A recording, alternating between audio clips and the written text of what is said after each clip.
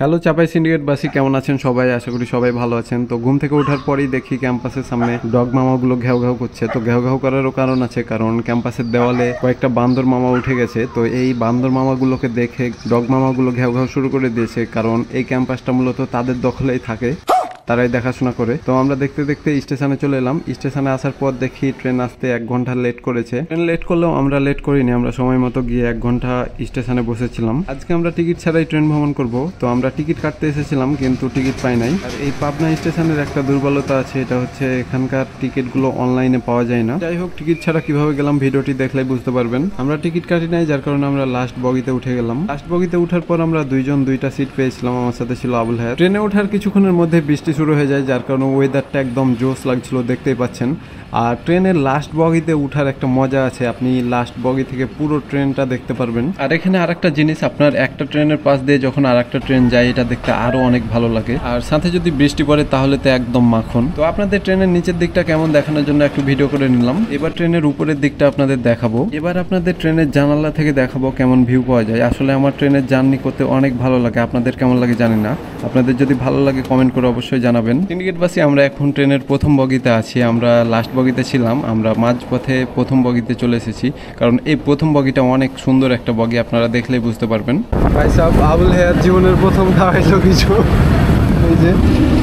তো আমরা এতক্ষণ যে লাইনে ছিলাম ওই লাইনটাও চেঞ্জ হবে, এই জিনিসটাও দেখতে অনেক ভালো লাগে। তো দেখতে দেখতে আমরা চলে এলাম বান্ধবী ললিতার ললিতনগরে। ললিতনগরে আসার পর দেখি এক নানি খুব টেনশনে আছে। নানিকে জিজ্ঞেস করলাম নানির কি হয়েছে। কি হয়েছে নানি, গরু ছিঁড়ে গেছে নাকি? কি?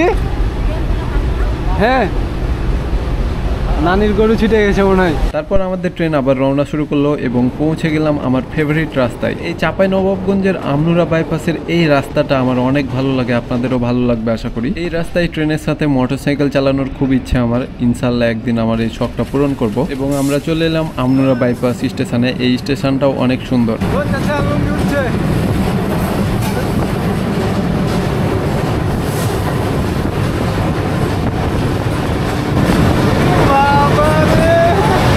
স্টেশনের এই বাচ্চাগুলো বিভিন্ন স্টাইলে বিভিন্ন ভঙ্গিমায় স্যালুট করে মজা করছিল। তো এই আমনুরা বাইপাসের পরেই আমাদের কাঙ্ক্ষিত গন্তব্য চাঁপাইনবাবগঞ্জ স্টেশন। আমনুরা বাইপাসের রাস্তাটা অনেক সুন্দর, যার কারণে আমরা এখানে নেমে একটু ট্রেনের ভিডিওটা নিলাম।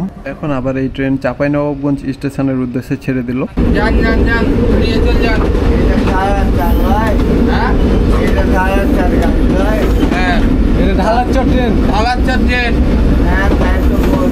এটা দুপুর 3:30টার সময় আবার রাজশাহী যাবে।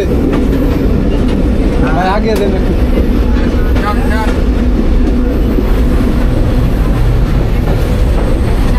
এবং দেখতে দেখতে আমরা চাপাই সিন্ডিকেটের চাঁপাইনবাবগঞ্জ স্টেশনে আমরা পৌঁছে গেলাম। ধন্যবাদ সবাইকে আমাদের ভিডিওটি পুরোটা দেখার জন্য এবং চাপাই সিন্ডিকেটের পাশে থাকার জন্য। ও হ্যাঁ, আরেকটি কথা তো বলাই হয় নাই, টিকিট ছাড়া কিভাবে এলাম।